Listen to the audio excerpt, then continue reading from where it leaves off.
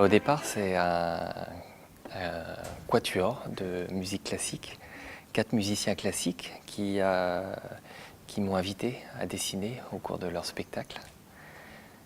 Et voilà, sur une œuvre bien particulière de Kevin Volans, et une œuvre qui fait le lien entre la culture sud-africaine et européenne.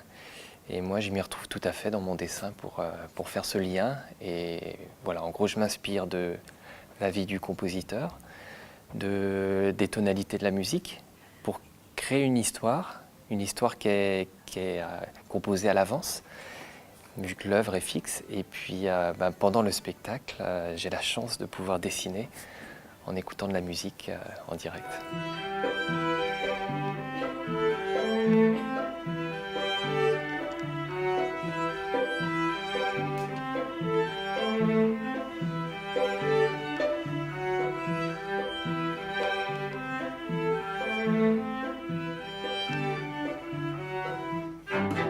Je suis violoniste dans le quatuor. En tout cas, on est 2 violonistes, un altiste, ou plutôt une altiste et un violoncelliste. Et voilà, on forme ce qu'on appelle un quatuor, puisqu'on joue à 4. Et on joue un quatuor de Kevin Volans. Voilà, toute son œuvre est travaillée autour de la musique répétitive, minimaliste, donc des cellules qui se répètent inlassablement. Et qui permettent de rentrer dans une sorte de transe. C'est vraiment écrit pour ça. Et on avait fait la connaissance de Fred des années auparavant. Et on sait que son dessin se situe un petit peu dans la même verve, c'est-à-dire que son dessin est aussi minimaliste et qu'il est porteur d'un sens poétique. Voilà. Donc les deux se combinaient particulièrement bien. Ça ne pourrait pas peut-être être le cas sur tous les répertoires que l'on travaillerait par la suite.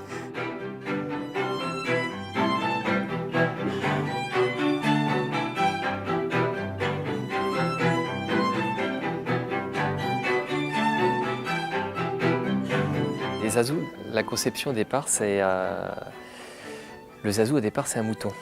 Et c'est symbolique quelque part. Le zazou est quelqu'un dans une quête perpétuelle de liberté. Et ce qui fait que c'est très symbolique, le fait simplement de se lever. À 4 pattes, il ressemble à un mouton, et levé, il ressemble à un homme. Et c'est cette recherche de liberté qui est la base même dans la vie du zazou. Le premier quatuor de Kevin Volans, qui s'appelle White Man Sleeps, c'est l'homme blanc dort, voilà, qui fait référence en fait à l'apartheid.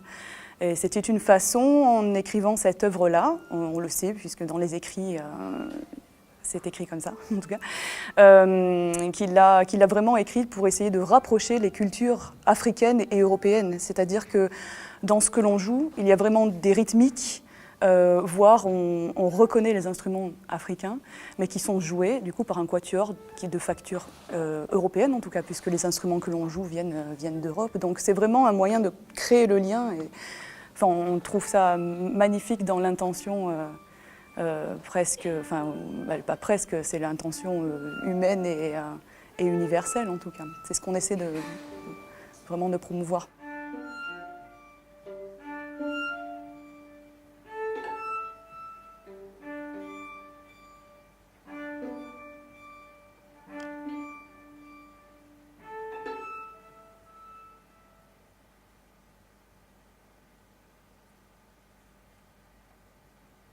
La dimension visuelle, elle ajoute beaucoup pour les enfants, je pense.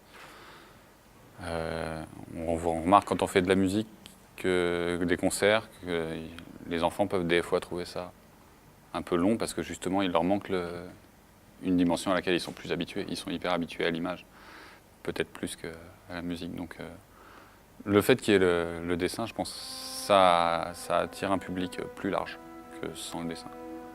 Ce qui ne veut pas dire que la musique soit interdite aux enfants, hein, mais le format d'un concert d'une heure, ça va être plus difficile pour un enfant. Il accrochera plus avec de la musique, je pense. En effet, ça peut parfois être une porte d'entrée pour la musique, pour la personne qui n'a pas forcément l'habitude d'écouter ce genre de musique. Ça peut être une accroche de départ qui permet de rentrer dans la musique, et en tout cas je l'espère. Moi en tout cas je prends énormément de plaisir à le faire, et j'espère qu'à travers ce que je fais, le public, ça va lui apporter quelque chose en plus. Il ne s'agit pas de retranscrire, de traduire la musique, mais simplement d'ouvrir peut-être des portes pour avoir une autre écoute et peut-être rentrer plus en profondeur dans la musique.